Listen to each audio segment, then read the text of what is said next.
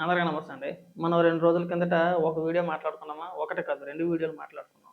ఈ stand up comedian ఎవరైతే ఉన్నారో ఆవిడ పేరేదో ఉంది. ఆవిడ పేరు కూడా గుర్తుకు తెలీదు. ఆవిడ వీడియోలు ఎక్కువ అంటే మెజారిటీ కంటెంట్ మొత్తం కూడా బూతులే ఉంటాయి. దానికి సంబంధించి మనం 2 వీడియోలు మాట్లాడుకున్నాం. అయితే కొంతమంది ఆవిడ గారి అభిమానులు కూడా ఉన్నారండో. వాళ్ళకి కూడా అభిమానులు ఉంటారంటే ఉంటారు. వాళ్ళ కామెంట్లు ఏంటంటే విచిత్రంగా ఉంటాయన్నమాట. అదంట అడల్ట్ కంటెంట్ అంట. అంటే అడల్ట్ కామెడీ అంట. అంటే కామెడీలో అన్ని రకాలుంటాయని చెప్పేసని మనకు తెలీదు. ఆవిడ మాట్లాడిన దాంట్లో తప్పే ఉందో అది అడల్ట్ కామెడీ అంటారు. నేనైతే ఇప్పటికొచ్చి ఇలా కామెడీలో అన్ని రకాలుంటాయి. అడల్ట్ కామెడీ లేదంటే ఇది పిల్లలకి, ఇది పెద్దలకి కామెడీలు 2, 3 రకాలుంటాయని చెప్పేసని మాకు తెలీదు. దాన్ని ఎవడో కామెడీ కూడా అంటారు.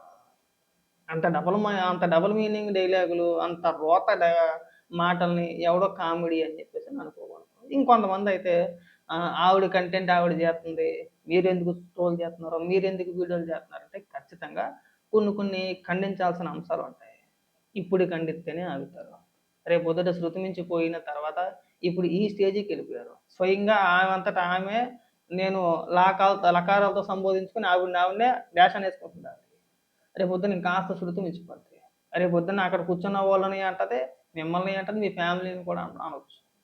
మనం ఆశ్చర్యపోవసరం లేదు. ఎందుకంటే సొంత తల్లిదండ్రులని, లేదంటే కుటుంబ సభ్యుల్ని, వాళ్ళ నానమ్మ గారిని ఎవరికి కూడా మర్యాద ఇవ్వట్ల.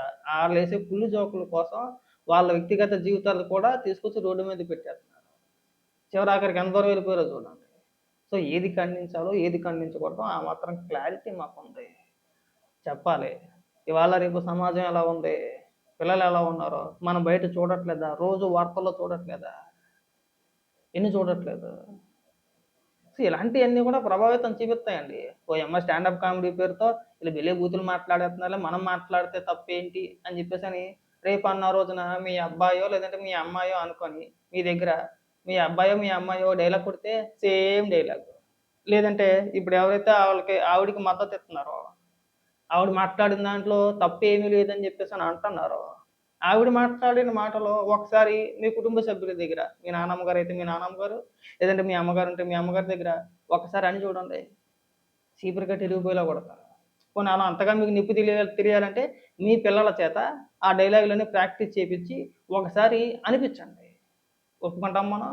ఆహాహా! మన పిల్లలు మాత్రం సమాజంలో చక్కగా ఉండాలి, చక్కగా మాట్లాడాలి, ఒక బూతు మాట మాట్లాడకూడదు. పద్ధతిగా పెరగాలి. మన పిల్లల వరకు వచ్చేటప్పటికి మనం బోలెడు రూల్స్ తీసుకొచ్చేస్తాం. పెద్ద పెద్ద ఉపన్యాసాలు, పెద్ద పెద్ద నీతులు చెప్తాం. ఎవరైనా ఇలా మాట్లాడినప్పుడు ఇది తప్పు అని చెప్తే ఆవిడ కంటెంట్ ఆవిడిష్టం. ఒకసారి మీ పిల్లల చేత మాట్లాడిపిచ్చి చూడండి. మీకు అంతకని నచ్చితే, మాకు నచ్చలేదు కాబట్టి ఖచ్చితంగా ఖండిస్తాం. ఆవిడేమి పర్సనల్‌గా లేదంటే ఆవిడ ఇంట్లోనో లేదంటే 4 గోడల మధ్యలో మాట్లాడుకుంటే ఎవ్వడికి అభ్యంతరం లేదు. మీరు పబ్లిక్‌లోకొచ్చి స్టాండప్ కామెడీ పేరుతో మీరు ఓపెన్‌గా ఇన్‌స్టాగ్రామ్‌లోని, యూట్యూబుల్లోని ఇగో 10 మంది చూడండి మా పోరాటాలని చెప్పేసని, మా బూతులని చెప్పేసని ఇష్టానుసారంగా మాట్లాడితే వాళ్ళకెన్ని రైట్స్ ఉన్నాయో మాకు అన్ని రైట్స్ ఉంటాయి. కొన్ని అంశాలు మనం ఖచ్చితంగా ఖండించాలి, వదిలేయకూడదు. ఇప్పుడు పర్వాలే ఇప్పుడు బానే అనిపిత్తది మనకి. అవే డైలాగులు ఇంట్లో ఎవరైనా మాట్లాడితే మనం టపటపా 4 ఏత్తాం ఎళ్లి. అయ్యేం మాటలురా అని చెప్పేసని. మరి ఇక్కడికొచ్చేసరికి ఎందుకు సమర్థిస్తున్నారేంటి? ఫస్ట్ మన మనస్తత్వాలు మారితే బాగుంటాయి. ఈ జబ్బుది వాళ్ళనే కాదు చాలామంది స్టాండప్ కామెడీ పేరుతో ఆ ఒక్క మహిళనే అనట్లా నేను. ఆ మహిళని టార్గెట్ చేయాల్సిన అవసరం లేదు.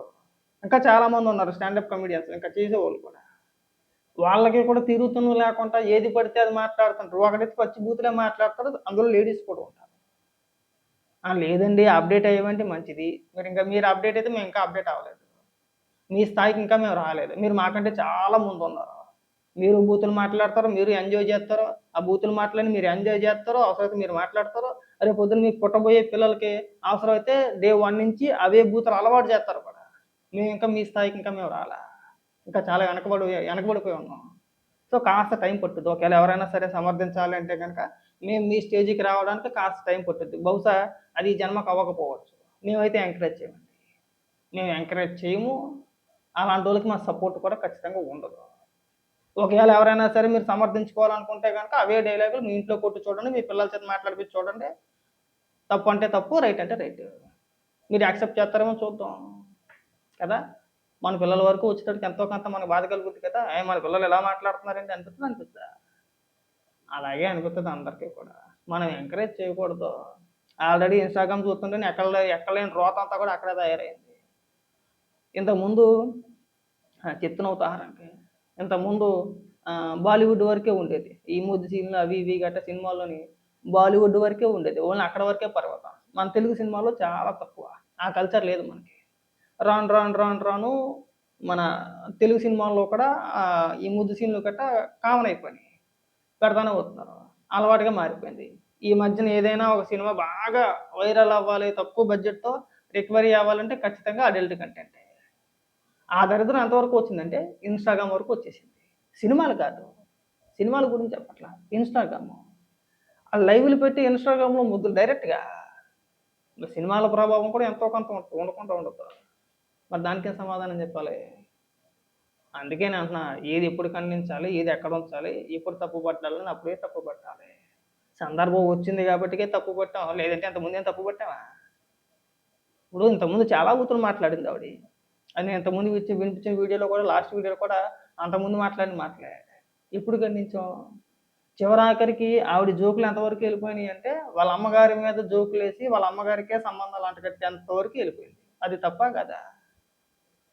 ఒకవేళ వాళ్ళని సమర్థించే వ్యక్తులు మీ అమ్మగారికి సంబంధాలు అంటగడితే మీరు ఊరుకుంటారా? ఎవరికైనా గానీ అది తప్పు అది. మనం అంత దూరం వెళ్ళిపోకూడదు. ఆవిడ కామెడీయే కదా బ్రో అంటే కామెడీకైనా ఒక హద్దుంటది. ఎంత కామెడీ అయితే మాత్రం తల్లి మీద కామెడీ చేస్తారా? ఇది కనపల్లిపోయిన. అది కూడా ఎవడో ముక్కు, మొఖం తెలియని అంకుల్‌నంట అంకుల్‌ని ఉద్దేశించి "నువ్వు మా మమ్మీని సెట్ చేసుకోపో.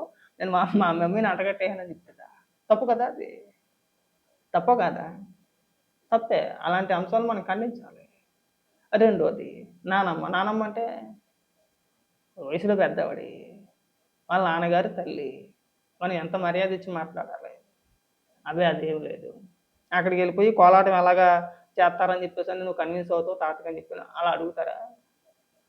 అడుగుతారా అలాగా? అవే ఖండించాం. మేమేమి లేనిదేమి ఖండించలేదు. లేదంటే ఆవిడనేమి టార్గెట్ చేసి ట్రోల్ చేయాలనే ఉద్దేశ్యం ఏమీ లేదు. అలా మాట్లాడకూడదండి. ఇదేం పద్ధతి?